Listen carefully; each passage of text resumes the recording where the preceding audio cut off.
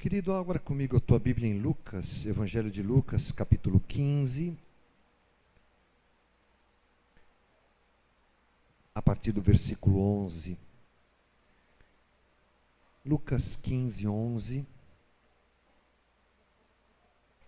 nos diz assim a palavra do Senhor. Jesus continuou: um homem tinha 2 filhos. O mais novo disse a seu pai: Pai, quero a minha parte da herança. Assim ele repartiu sua propriedade entre eles. Não muito tempo depois, o filho mais novo reuniu tudo o que tinha e foi para uma região distante. E lá desperdiçou seus bens vivendo irresponsavelmente. Depois de ter gasto tudo, houve uma grande fome em toda aquela região e ele começou a passar necessidade.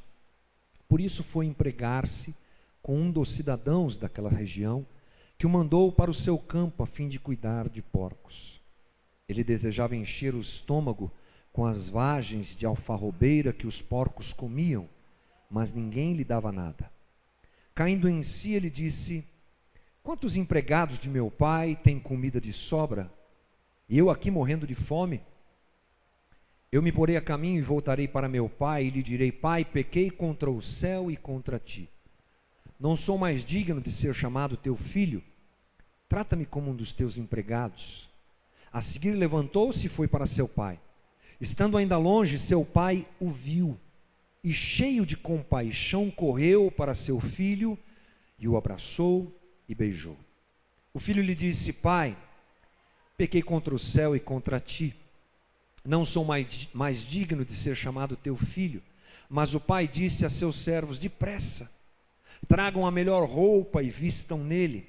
Coloquem um anel em seu dedo e calçados em seus pés. Tragam um novilho gordo e matem-no. Vamos fazer uma festa e alegrar-nos, porque este meu filho estava morto e voltou à vida. Estava perdido e foi achado. E começaram a festejar o seu regresso. Enquanto isso, o filho mais velho estava no campo. Quando se aproximou da casa, ouviu a música, viu a dança, e então chamou um dos seus servos e perguntou-lhe o que estava acontecendo. Este lhe respondeu: seu irmão voltou, e seu pai matou o novilho gordo, porque o recebeu de volta são e salvo. O filho mais velho encheu-se de ira e não quis entrar. Então seu pai saiu e insistiu com ele. Mas ele respondeu a seu pai: olha, todos esses anos tenho trabalhado como um escravo ao teu serviço, e nunca desobedeci às tuas ordens. Mas tu nunca me deste nem um cabrito para eu festejar com os meus amigos. Mas quando volta para casa esse teu filho, que esbanjou os teus bens com as prostitutas, matas o novilho gordo para ele? Disse o pai: meu filho, você está sempre comigo, tudo que eu tenho é seu.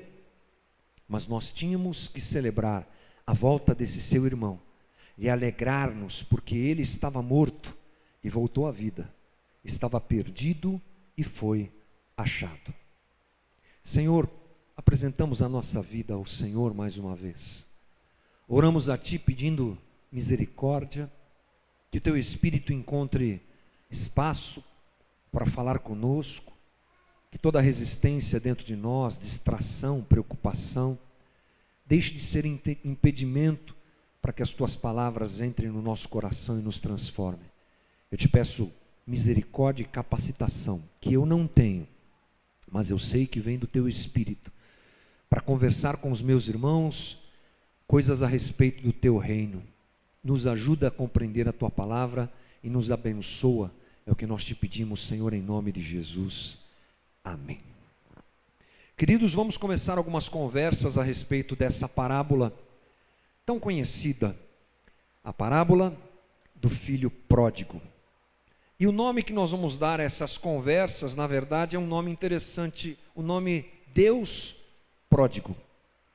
Por que Deus pródigo? Talvez seja interessante então nós entendermos o que quer dizer a palavra pródigo. Muita gente acha que a palavra pródigo tem a ver com o retorno do filho pródigo, aquele que volta, Quando alguém fica longe de você muito tempo, você encontra essa pessoa, filho pródigo, voltou, alguma coisa do tipo. Mas essa não é a verdade. A palavra pródigo quer dizer gastador, esbanjador, inconsequente em gastar, perdulário. Essa foi a atitude do irmão mais novo, que gastou os bens que o pai deu a ele, repartiu com ele do jeito que ele quis. E é claro que esse termo se aplica dentro da nossa história, dentro dessa parábola, ao filho mais novo. Mas é interessante que esse termo também se aplica ao pai. O pai foi um pai pródigo também, por ter recebido o filho e não ter medido consequências em recebê-lo novamente, dividindo novamente a sua herança com ele e o tendo de graça em casa, perdoando os seus pecados, as suas ofensas, sem fazer contabilização. Vamos agora então descontar o que você gastou durante os próximos anos. Era o que o pai podia ter feito, mas não. Ele recebe o filho com todo o amor, toda a graça e toda a misericórdia. Que a nossa conversa, ela comece já abrindo o nosso entendimento de que assim é o nosso Deus. O pai dessa parábola representa o nosso Deus, que nos recebe de forma inconsequente. A graça de Deus, ela é assim, uma graça imensurável, que a gente não pode medir e não pode entender. O apóstolo Paulo diz lá em 1 Coríntios 5,19, Deus em Cristo estava reconciliando consigo o mundo, não levando em conta os pecados dos homens. Portanto, a graça inconsequente de Deus é a nossa maior esperança. Que durante as conversas que nós teremos nos próximos domingos, nós possamos nos reafirmar nisso, na graça de Deus que está sobre nós. Bem, quando a gente pensa nessa parábola, é óbvio que o personagem que mais se destaca nessa parábola é o filho mais novo. Ele ganha um espaço muito grande nessa parábola. Quando você entra na internet e digita lá, filho pródigo, meu amigo, o que você vai encontrar de música, de pregação, de historinha, de tudo que você pode imaginar, de imagens, a perder de vista, milhares e milhares, todo mundo falando do filho pródigo e focando a pessoa do filho mais novo. Eu fiz uma pesquisa, inclusive para encontrar esse vídeo que você acabou de ver essa semana, e eu achei só um post lá, alguma coisa que se dirigia ao filho mais velho. Sempre o filho mais novo está sendo destacado. Mas não se esqueça, a parábola fala de dois filhos. A parábola abrange dois filhos. A parábola apresenta dois filhos. Esses dois filhos estão longe de Deus. Diferente do que nós imaginamos, o filho mais velho não está perto do pai, pelo fato de estar lá nas suas terras trabalhando para ele. Ambos representam pessoas inclusas em situações que aparentemente levam a Deus, mas não levam. Na verdade, Jesus não está exaltando os filhos mais velhos, como muitas vezes nós imaginamos. Há aqui uma clara apresentação de dois caminhos difíceis e que nós não devemos segui-los. Então nós vamos começar prestando atenção na ambientação histórica. Onde Jesus estava? Com quem Jesus estava falando? Que história é essa? De onde vem essa parábola? Vamos lá. Primeiro versículo de Lucas 15, então vamos voltar um pouquinho para trás. Lucas 15:1 diz assim: todos os publicanos e pecadores estavam reunidos, estavam se reunindo para ouvi-lo. De novo, todos os publicanos e pecadores estavam se reunindo para ouvi-lo, mas os fariseus e mestres da lei o criticavam.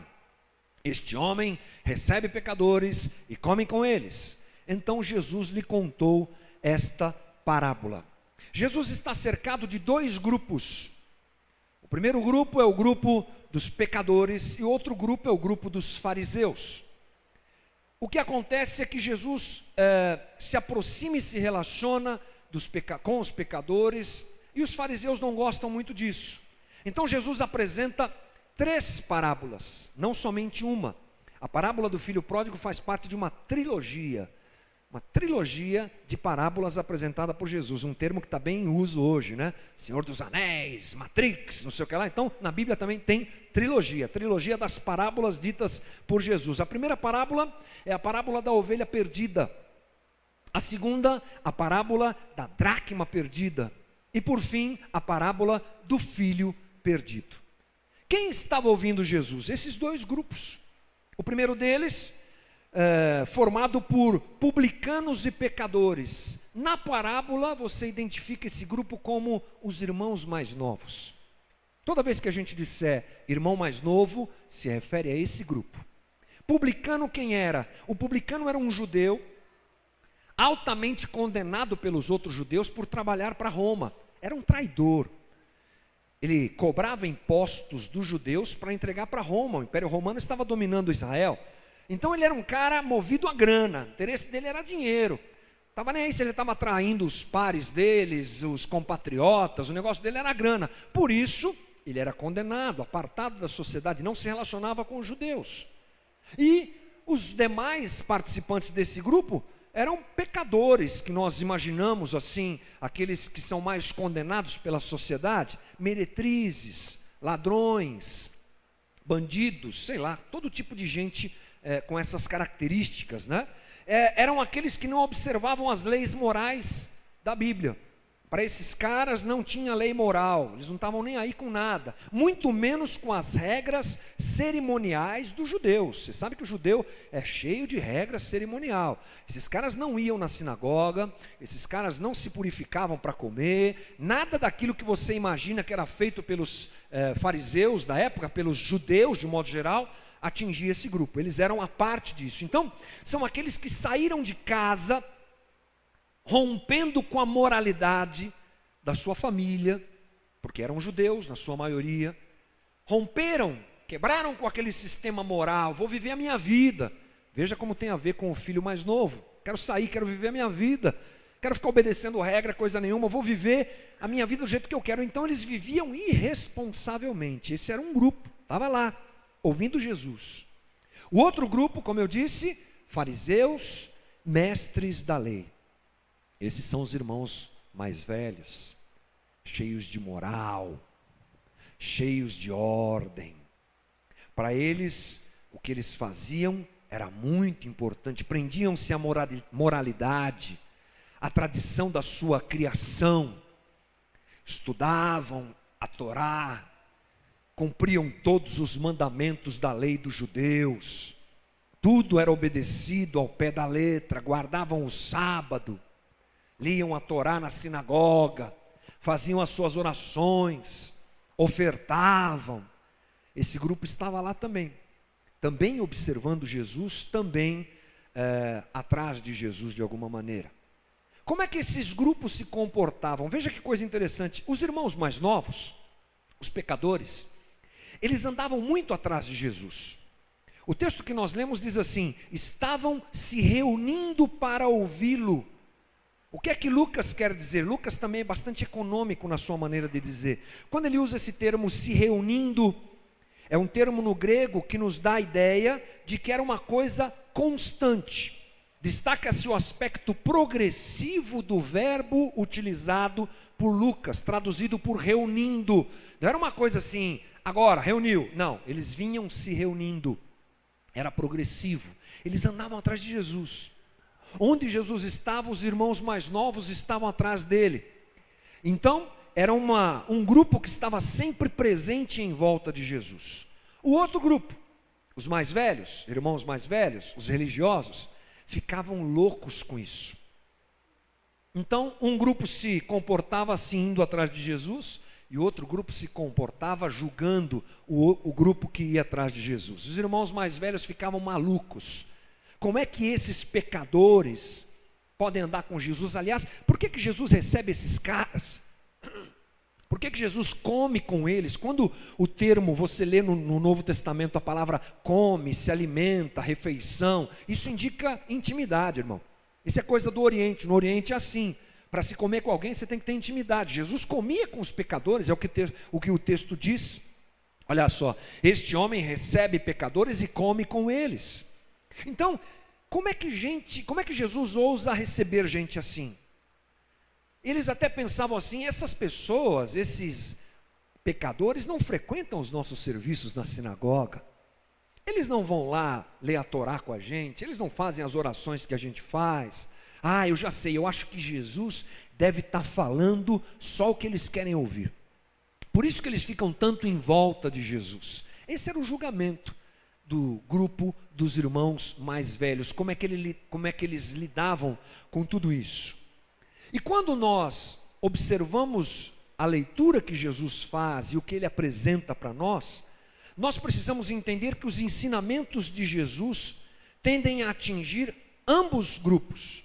Os dois grupos são atingidos por essa parábola. Às vezes, por percebermos que Jesus gasta mais tempo para falar com os irmãos mais novos, a gente acha que Jesus está dizendo assim: você está vendo? Você pecador, venha que o Pai vai te receber, e só. Não, Jesus está também atingindo, ensinando, corrigindo e exortando os irmãos mais velhos. É claro que o irmão mais novo ganha mais notoriedade pelo tempo que Jesus gasta falando dele. A gente gosta disso, né? A gente gosta da história do filho pródigo que volta para casa. Todo mundo aqui deve saber uma música a respeito disso, não sabe? Todo mundo. Kadosh, Atos 2, o filho perdido. O Silas cantando lá na Renascer, eu lembro, chorava a história do filho mais novo, que coisa. Era impressionante, porque essa história mexe com a gente, e a gente tem a tendência de achar que Jesus estava falando só com os irmãos mais novos.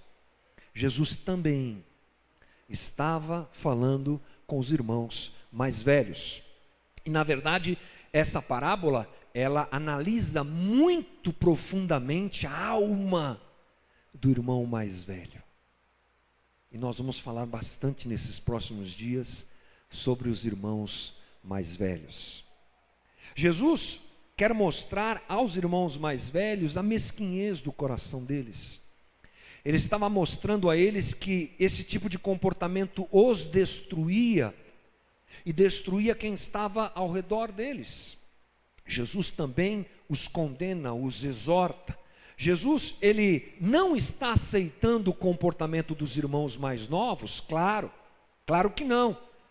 Ele também estava corrigindo os pecadores ali, mas também estava corrigindo os irmãos mais velhos. Portanto, nós podemos pensar que Jesus está dizendo tanto o religioso, irmão mais velho, quanto o descrente, irmão mais novo, estão espiritualmente perdidos, e que ambos estilos de vida são um beco sem saída, e que todo e qualquer pensamento que a raça humana teve em relação a como se ligar a Deus até então, havia sido um engano. Jesus estava colocando todo mundo no mesmo patamar, religiosos, pecadores, irmãos mais novos, irmãos mais velhos, estão no caminho errado, estão longe do Pai, estão distantes do Pai, estão longe de Deus.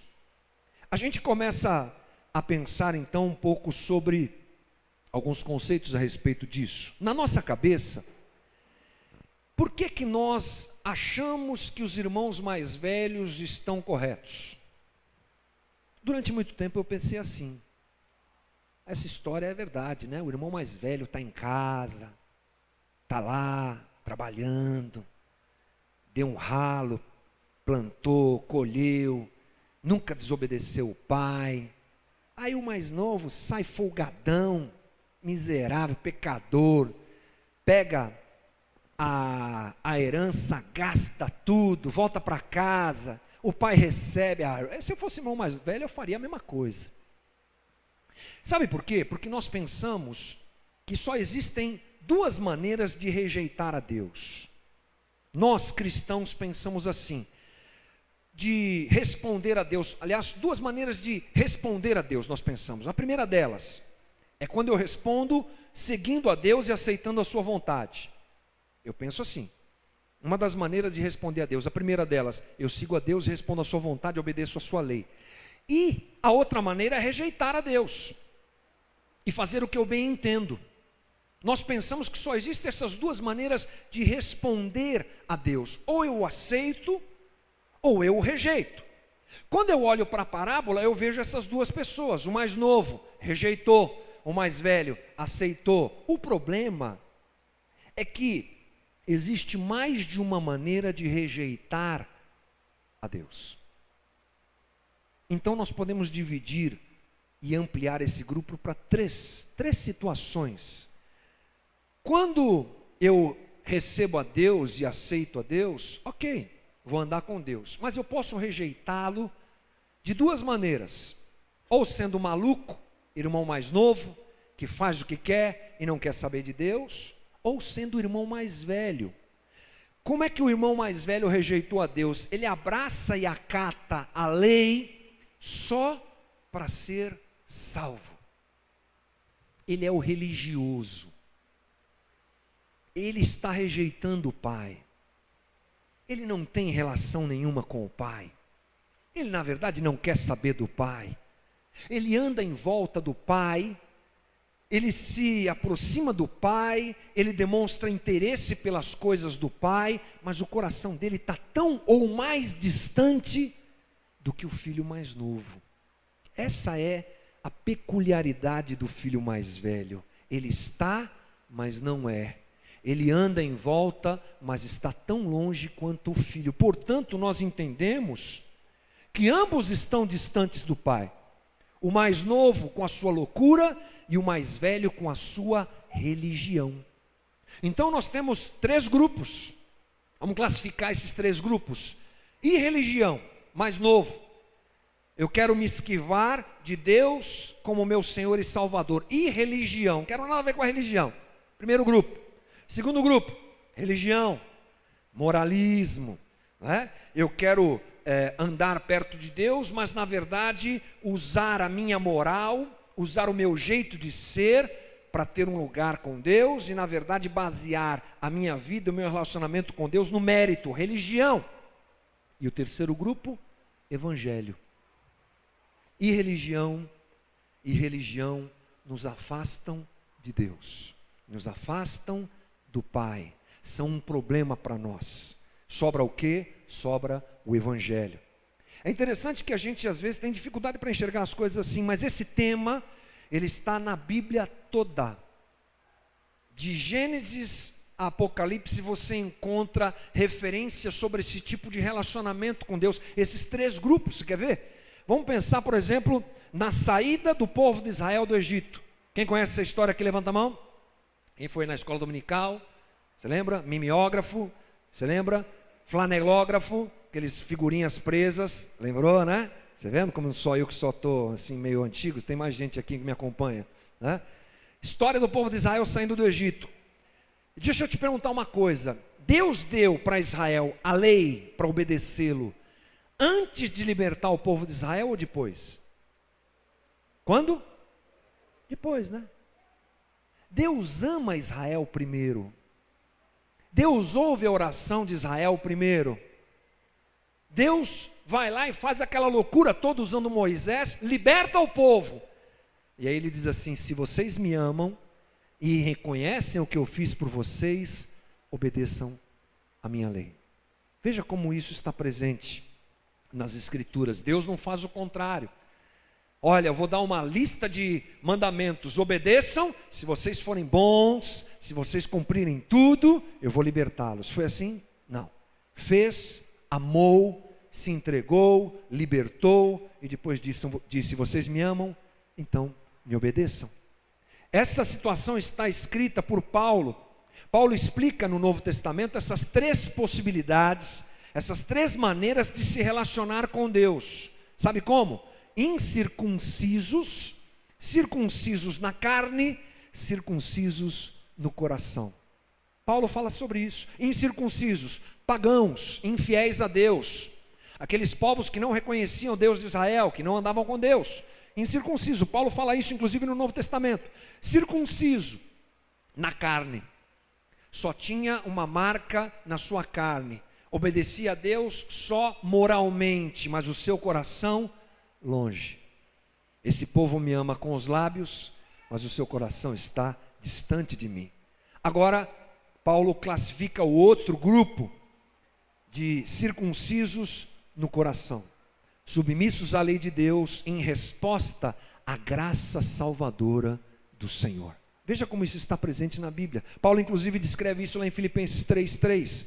Porque nós é que somos da circuncisão, nós que adoramos a Deus no Espírito e nos gloriamos em Cristo Jesus e não confiamos na carne.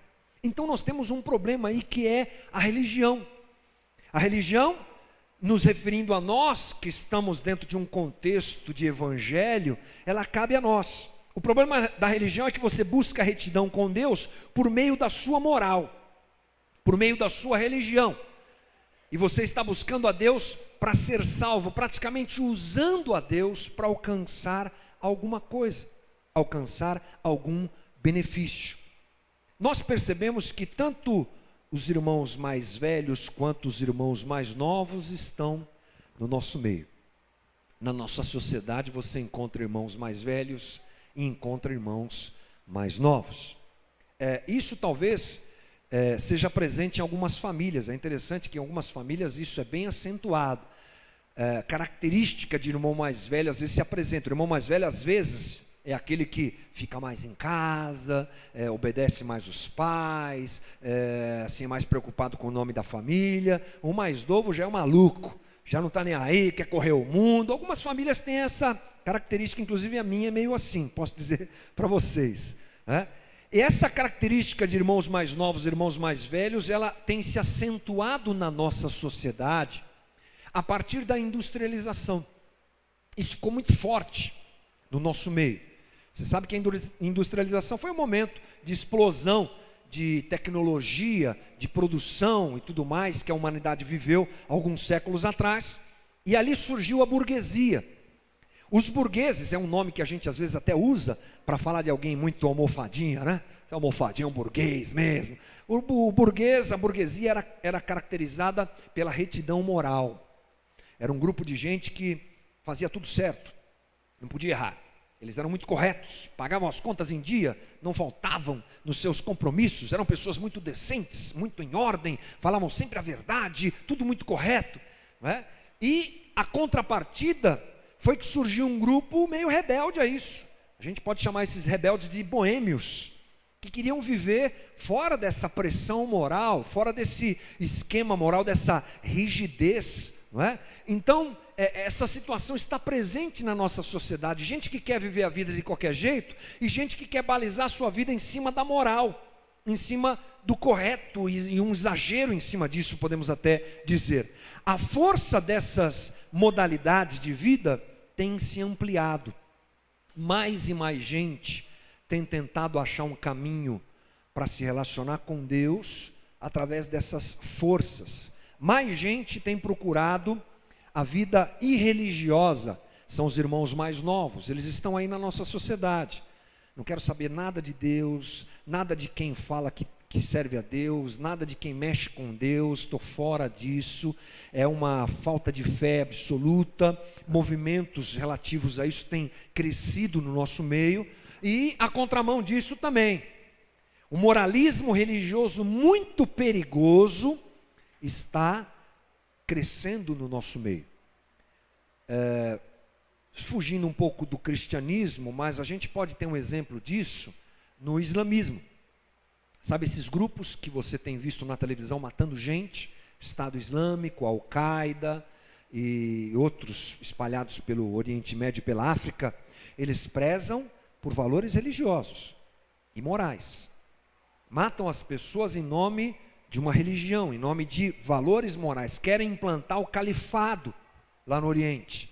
O que é o califado? É uma direção de um Estado baseado nas leis do Islã.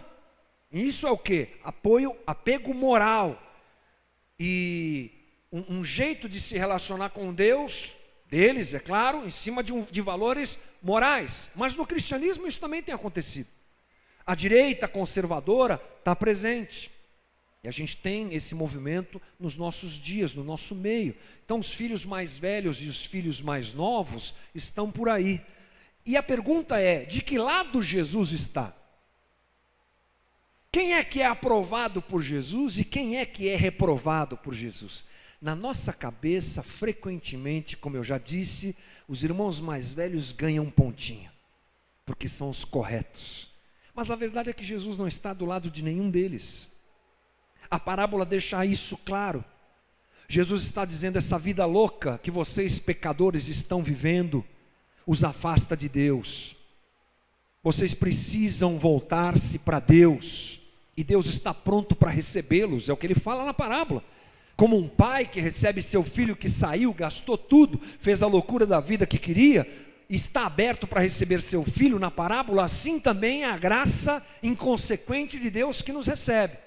Mas, paralelo a isso, Jesus está dizendo para os fariseus: vocês também estão errados. Vocês acham que a moral de vocês é que vai aproximá-los de Deus, mas não é. Vamos entender um pouco qual o problema de Jesus com a religião. Jesus tinha um problema com a religião. Vou te explicar qual é. É que quando o cristianismo surgiu, ele não era uma religião. Para a gente é difícil entender, porque nós o transformamos em uma religião. Mas o cristianismo, todos os conceitos apresentados por Jesus eram anti-religião. Você sabe muito bem, ele brigou com os fariseus muitas vezes. Ele bateu de frente com a estrutura religiosa. Para quê? Para implantar outra religião? Não. O cristianismo, na sua essência, não era e não é religião. Por isso Jesus era tão forte e a sua ênfase era tão agressiva, muitas vezes, com relação à religião. Pense você uma conversa de um membro de uma igreja, um cristão, melhor dizendo, cristão do primeiro século, com o seu vizinho. Domingo de manhã, solzão, os dois colocam o carro para fora para dar uma lavada no carro, e aí um ajuda o outro: tem sabão aí, presta aquela luva para lavar o carro aqui e tal. Lá um liga um som, o outro conversa, vamos bater um papo aqui. Cristão do primeiro século conversando com o seu vizinho. Quando acaba de lavar o carro: e aí, como é que vai? Como é que foi o jogo hoje? Não fala isso não, que meu time perdeu de 1-0 para o Timão, não vai dar certo, vamos mudar de assunto, aquela coisa toda. E aí eles começam a falar, e o cara que é de outra religião lá, que não é cristão, fala assim: vou no templo hoje. Ah, é? Hoje à noite tem reunião lá no templo. Você vai no templo? Não, a gente não tem templo, não. Vocês não têm templo? Eu sigo Cristo, ele não tem templo. Tá, entendi. Mas o sacerdote lá no meu templo é muito legal, um cara bacana, faz um sacrifício lá para os deuses e tal. E vocês não têm sacerdote? Não, a gente também não tem. Não tem templo? Não. Tem sacerdote? Também não. Esquisito esse negócio, hein? Ah, tudo bem, então você deve fazer os teus sacrifícios para o seu Deus em algum lugar, né? Não. A gente também não faz sacrifício. Tipo assim, tudo que a religião tem, o cristianismo não tem. E aí, o cristão do primeiro século ia dizer para o seu vizinho assim: sabe o que é? É que o templo somos nós, o Espírito de Deus habita na gente. Sabe como é que é esse negócio de sacerdote? Cristo é o sumo sacerdote, a gente também é sacerdote. Sacerdote. E outra, sacrifício, ele fez o mais importante de todos, não tem mais sacrifício. Veja que coisa louca, Jesus veio desmontar toda a questão religiosa que era baseada em cima desses valores que nós acabamos de dizer agora. Portanto, ninguém havia ouvido algo assim. O cristianismo era antagônico à religião. Tanto que os romanos, sabe qual era o nome que os romanos davam aos cristãos? Ateus. Olha que interessante. Como é que nós vamos chamar esses caras? Eles não têm templo, eles não têm sacerdote, eles não têm sacrifício. Esses caras não adoram ninguém, esses caras são os ateus, pronto. Os cristãos do primeiro século eram conhecidos como ateus, porque o discurso deles não se encaixava em nenhuma religião. Hoje a coisa é diferente. Cristianismo, para as pessoas, é religião. Toda vez que você fala de cristianismo, as pessoas pensam em religião. Numa ponta você tem cristianismo e religião, na outra ponta você tem o secularismo. Irmão mais velho de um lado, irmão mais novo do outro. No início, as coisas não eram assim, as coisas eram diferentes. Quando você olha para a parábola, voltando um pouquinho para a parábola, nós precisamos perceber que as pessoas adeptas à religião, elas se sentiam ofendidas pelo discurso de Jesus. Interessante isso. Não agradava, porque Jesus desmontava a religião. Mas as pessoas alheias à moral e à religião se sentiam atraídas por eles. Os irmãos mais velhos condenavam Jesus, os irmãos mais novos adoravam andar com Jesus. Durante todo o evangelho você percebe isso. Lucas 7, mulher pecadora que ungiu os pés de Jesus. Ela lá se derrama aos pés de Jesus. Quebra o vaso, derrama o nardo sobre ele, enxuga, chora, enxuga os pés de Jesus com seus cabelos. Pecadora, diz a Bíblia. Os religiosos em volta a condenam. João 3 e 4, a mulher samaritana, ela fazia parte de uma outra raça que não era dos judeus, e ela, mesmo assim, tem um relacionamento de proximidade com Jesus, vai e conversa com Jesus, conversa com ela, puxa o assunto, os discípulos em volta não entendem nada. Lucas 19, Zaqueu, lembra da história de Zaqueu? Zaqueu, desce daí que hoje eu vou jantar com você na tua casa. Publicano, esse era publicano, aquele que cobrava impostos dos judeus. Veja que coisa interessante, havia uma relação desses pecadores, irmãos mais novos, com Jesus. Mas os irmãos mais velhos sempre resistiam a Jesus. E sabe qual é o recado de Jesus para os irmãos mais velhos? Lembre-se, religiosos, lembre-se, moralistas, lembre-se, corretos, apegados à religião. Sabe qual era o recado de Jesus? Em verdade vos digo, que publicanos e meretrizes vos precedem no reino de Deus. Jesus chuta o balde dos irmãos mais velhos. Vocês acham que vocês estão agradando a Deus pela moral de vocês? Vocês acham que podem comprar um lugar no céu e uma relação com Deus por seguirem esse monte de regras religiosas que vocês seguem? Vocês estão altamente enganados. Cabe a nós então, irmãos, eu já estou indo para os finalmente da nossa conversa, algumas reflexões aqui importantes. Nós somos os irmãos mais velhos. Nós estamos dentro de uma estrutura religiosa. Algumas vezes eu já falei um pouco sobre isso, o quanto é difícil às vezes para nós desvincular essa coisa, porque nós somos criados assim. Você já viu o filme Matrix? Então, a gente às vezes está dentro de uma Matrix, uma mentira, uma verdade acontecendo lá de fora e a gente dentro da Matrix, uma loucura que nos engana. E nós somos muitas vezes levados a ter dificuldade para compreender o que é graça. Temos uma luta interna para compreender o que é graça, e uma dificuldade para nos relacionar com essas coisas, tirando de nós a religião. Irmão, começa hoje, na nossa vida, eu creio, uma luta contra a religião. Fala isso dentro de uma igreja, empunhando o microfone, parece uma loucura, mas é verdade. Que as águas do Espírito nos lavem hoje, que as águas do Senhor nos curem hoje de toda religião, de toda falsa moral, porque a gente quer ganhar a graça de Deus baseados no nosso mérito. Os irmãos mais velhos são assim. Queremos agradar a Deus porque somos corretos, perfeitos, bonitos. A gente vai no culto todo domingo. Quando a gente está na rua, a gente olha para as pessoas, faz boas ações, dá uma esmola para não sei quem. A gente não fala palavrão. A gente é tão certinho, a gente é tão correto. É claro que Deus vai nos amar. Deus nos ama, irmão, independente de qualquer coisa. Ambos irmãos eram amados pelo Pai. Loucamente, inconsequentemente. O mais novo, na sua loucura, era amado pelo Pai. E o mais velho, na sua moral e religião, era amado pelo Pai. Mas ambos estavam distantes dele. Ambos estavam longe dele. O irmão mais velho se enganava, achando que porque fazia tudo certinho, era preferido pelo pai, ou que tinha algum direito a mais, e não tinha. que o Espírito de Deus mova os nossos corações para arrancar de nós a religião. Na verdade, nós precisamos nos livrar dela, irmãos.